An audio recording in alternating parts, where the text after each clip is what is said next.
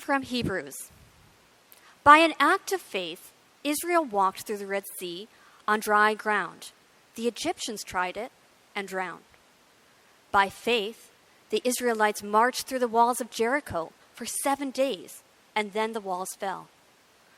By an act of faith, Rahab, the Jericho harlot, welcomed the spies and escaped the destruction that came on those who refused to trust God.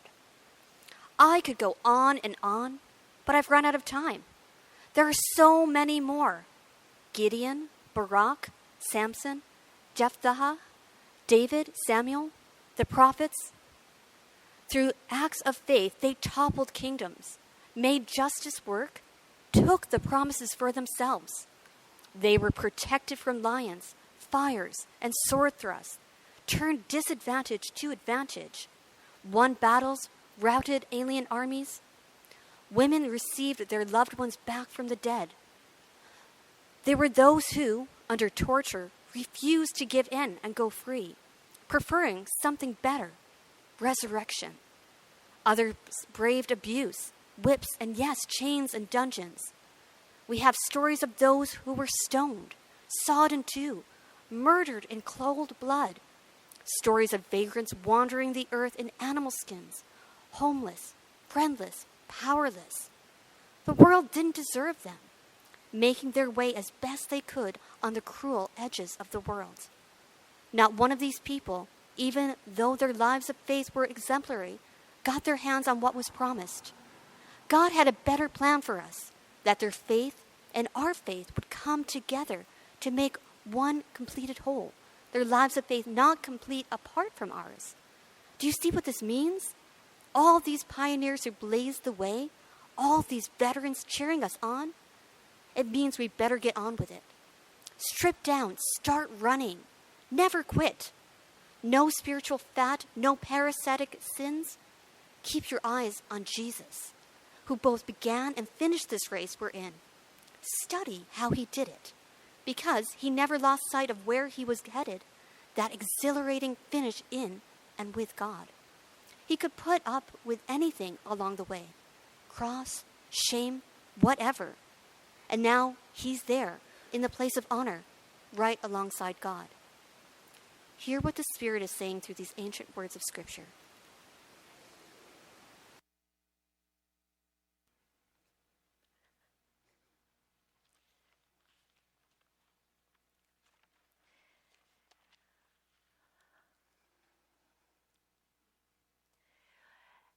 Have you ever experienced something that triggered the very worst qualities in your character?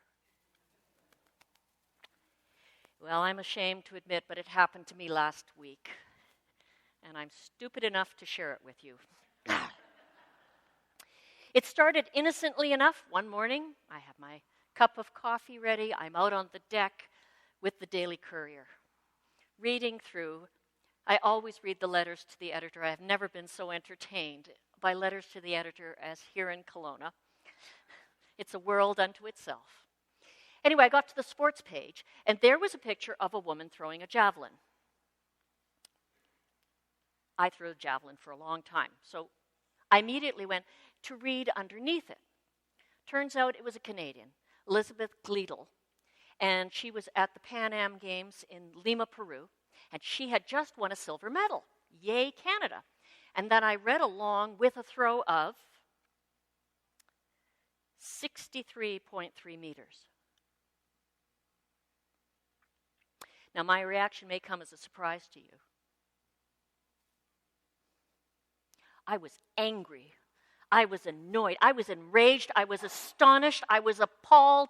Get out your thesaurus and find all the words that fit. 63.3 meters. How could that be possible? So I did what any self-respecting, long-retired javelin thrower would do. I immediately threw open my laptop and Googled Athletics Canada Women's Javelin 1975, my last full competition year. That was also a Pan Am Games year in Mexico. And the Canadian, Laurie Kern, finished fourth with a throw of 48.4 meters. The reason I wasn't at those Pan Am Games was my best was 47.7 meters. That's still a heck of a long way to throw a spear, folks, let me tell you. Anyway, vindication. Where does this woman get off throwing so far? I was right in with the best in Canada then. So I thought, how do you explain this?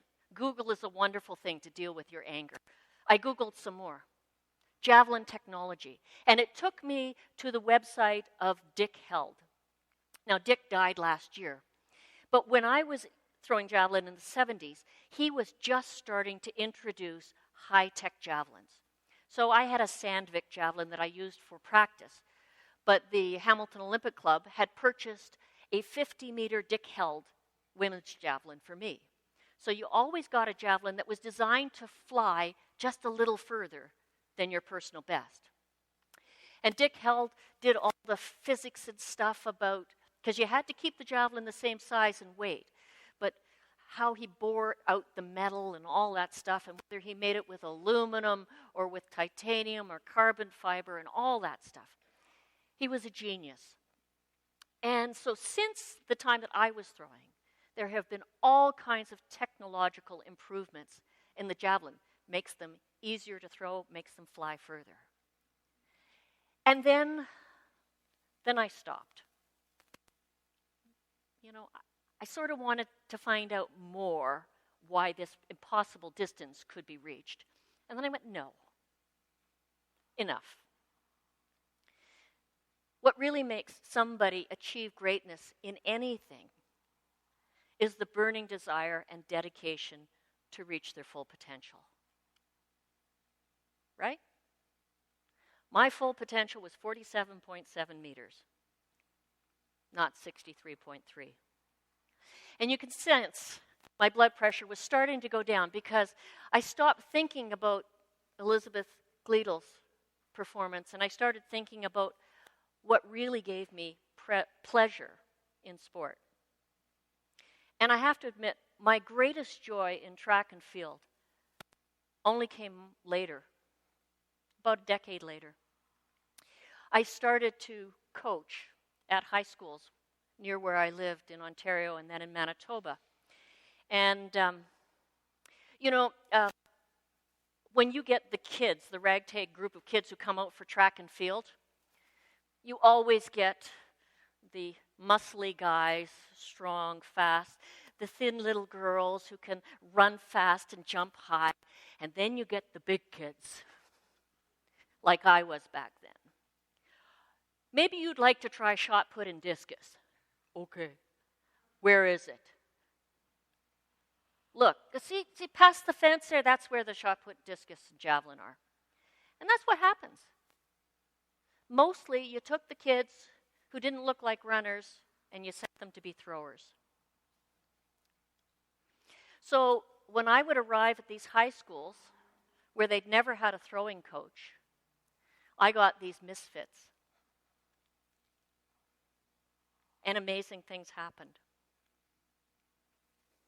My first year, one of the girls I coached won the Ontario Provincial Senior Championship in discus. And I got to tell you, whatever trophies and awards I'd gotten for track and field didn't even come close to how good that felt. And then I moved to Manitoba and I coached my kids in their elementary schools, which was horrible. And then someone invited me to go to a high school in another part of the city because they really had a good track program but no throws coach. So I went there. And I got a group of kids, and Trent's not here.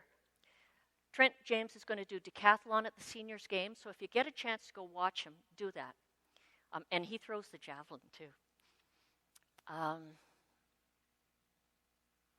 And one practice, I was trying to explain how important it was to just release the javelin gently. As hard as you are running and as fast as you are exploding, the actual release from your hand has got to be gentle. And they said, well, like, what do you mean?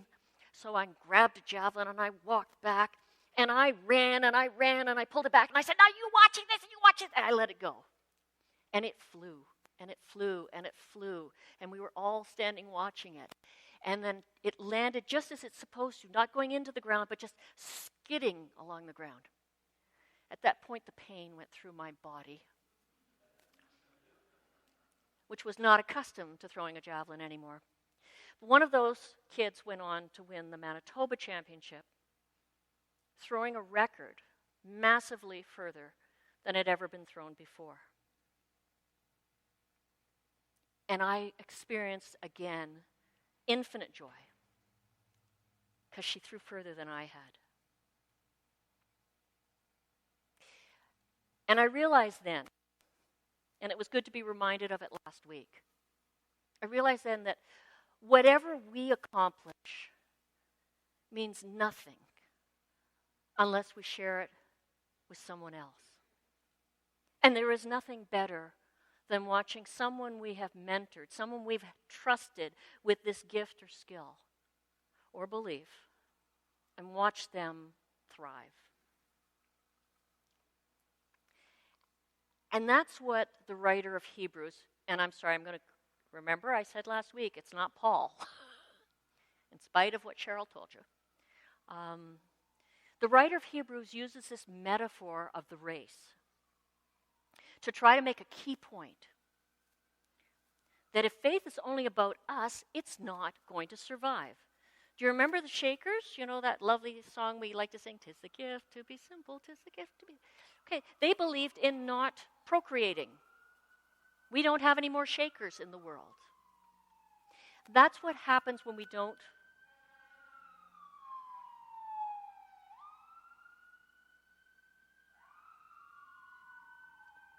My last church was across the street from a fire hall, so I'm used to this. Oh, okay. When faith is not passed on, it will die. When faith is shared, then it will survive. It becomes a legacy. And that's what the hymn, if you remember, it was very popular when I was a child. It only takes a spark. Only takes a spark to get the fire going.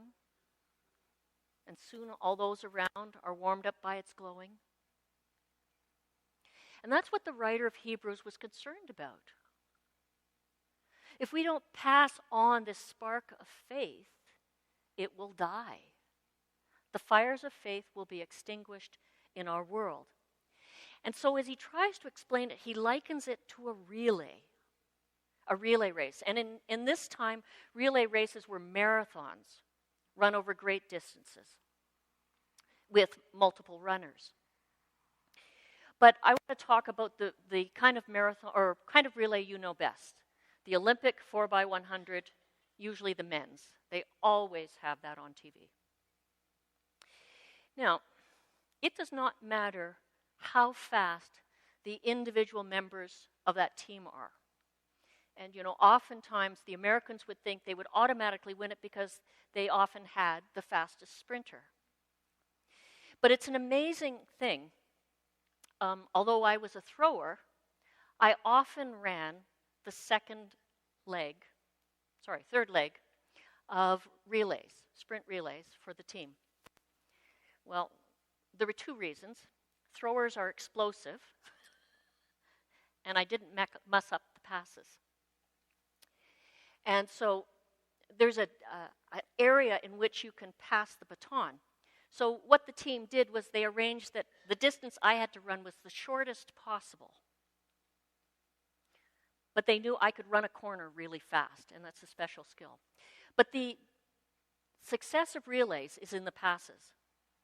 And it used to be that the runner would wait till the next runner was almost there, and they would do this. And then once they got the baton in their hand, they'd go off. And then the next one would be like this. Well, watch now. The runners do not slow down, either of them. The runner waiting takes off at full speed when the runner coming hits their mark, and they know their marks. And usually it's 2 or 3 pushes with your arms, and your arm goes back like that. and the baton goes right in, and you don't miss a beat. That's how successful relays are run. Passing forward, running at top speed, going forward. So success in relay running, and I don't think it's much different today than it was when the writer of Hebrews was thinking about it, is measured in speed, yes, but it's also measured by the seamlessness of the passes of the baton as it makes its way to the finish line. So the writer of Hebrews says, where is this race going to? This race we are on as believers is going to an exhilarating, that's the word that Eugene Peterson uses in the Message version of the Bible, this exhilarating relationship with God. That's where we're heading on this race. And how do we get there? And he gives us that advice too. He says, keep your eyes on Jesus. Remember 2 weeks ago? If you want to figure out where you're going in this faith, be defined by Christ. Now, don't worry about where you've come from. Be defined by Christ and move ahead with that. And to make his point, this writer of Hebrews, because he knows he's got a basically Jewish audience before him, goes back to these wonderful stories, these characters of old. Last week he used Abraham and Sarah, and today he picks an unlikely person to make his point. Now, he does give us a long list of people just named, but the one he does third, and you know, thirds are always the important message when there's a list. That's the one for emphasis. He has an unlikely hero of faith that he holds up to his listeners, Rahab. Now, she had 3 strikes against her. She was a woman, she was a Canaanite, and she was a prostitute. I mean, essentially, you don't get any worse than this. And this is the person the writer of Hebrews holds up in this conversation about sticking with the race of faith and says, this is the person you need to be like. She believed in God, even though her life was endangered. And she believed in God enough to accept the risks of harboring Israelite spies who were hiding out in Jericho to try to figure out how they could recapture the city. So if she had been found out, she would easily have been killed as part of that conspiracy. But she trusted God at the very cost of her life. And because she trusted God, the Israelites triumphed, and the faith continued. I found a wonderful article about this passage by Amy Peeler. She's an interesting woman. She's an Episcopal priest, so an Anglican priest in the U.S., and a New Testament scholar, but she teaches at Wheaton College outside of Chicago, which the evangelicals call the Harvard of the evangelical world. It's a huge, prestigious evangelical university. And so here this Episcopal woman, New Testament scholar, teaches there. And of this passage from Hebrews, she said,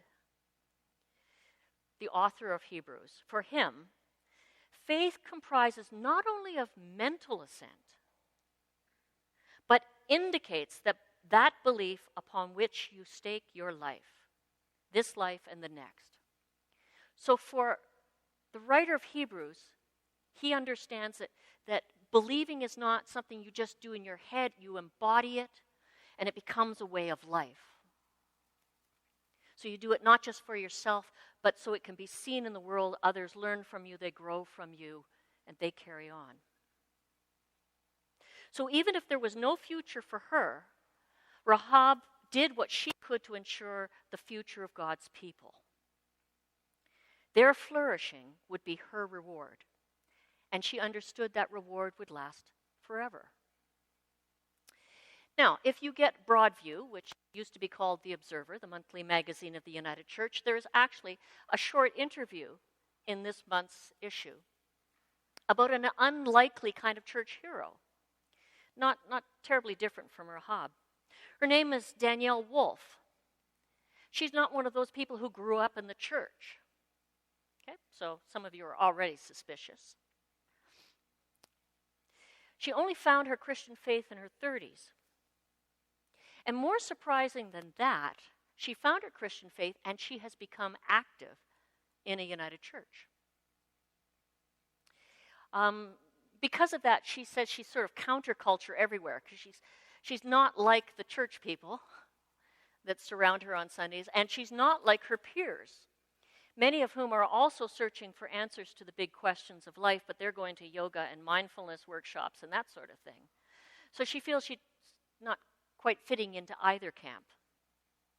And she actually has been so profoundly moved by her faith to switch professions. She used to be a health researcher, and now she's filmmaking. And the film that was, I think, prompted her being in the Broadview this month was a documentary called Who Needs Church? And what she wanted to accomplish with this film was to see how churches engage a new generation of people craving for meaning. And I think to highlight the churches that are doing it well, and to warn us of the things we're doing that push new people away. I suspect she's an anathema to church regulars and to her peers, but she's a perfect example of someone who's running with that baton of faith. The writer of Hebrews pleaded with his readers not to abandon their faith. You remember I told you last week, it was a horrible time to be a Christian. The Jewish authorities were angry with them. The Roman authorities were angry with them. They were being persecuted on all sides. And it was looking, for many of them, just way easier to give it up. So it's to those people the writer of Hebrews was addressing himself. Don't give up. Pass the story of Jesus on. Embody it in how you live. Celebrate moving it forward. Even if it's tough for you, maybe it'll be wonderful for your children and grandchildren. And that's where I want to ask the question. What does this mean for us at First? What does it mean for us to be passing on the baton of faith?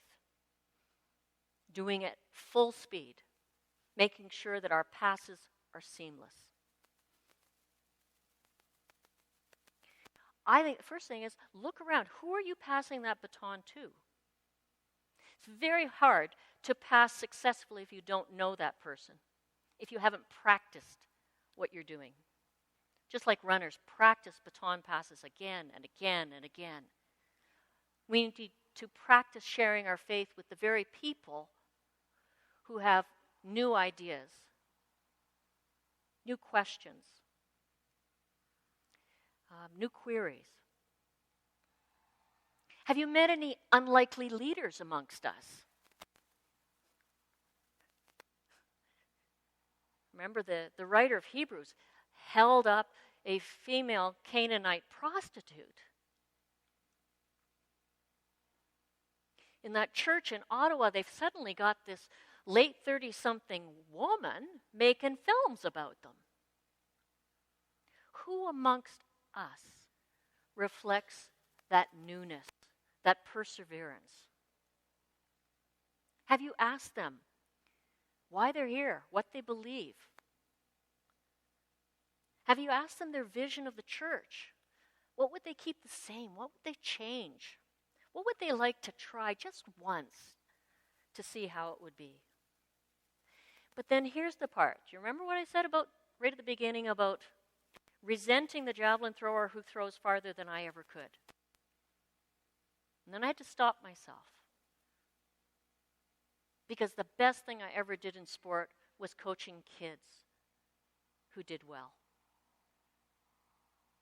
So as Christians, what do we do so that our children and grandchildren and the newcomers do well? Are we committed to work with them, even if it means changing some of the things we're so used to and some of the things that we treasure? And will we cheer them on as they run the next leg of the race, encouraging them, supporting them, and doing what we can to clear the obstacles in their path. That writer of Hebrews asks, if you want to know how to do it, what did Jesus do? And we know the answer. We know that what we must do is live our faith, proclaim it, and celebrate it, not just in us. No, more especially in those who follow us.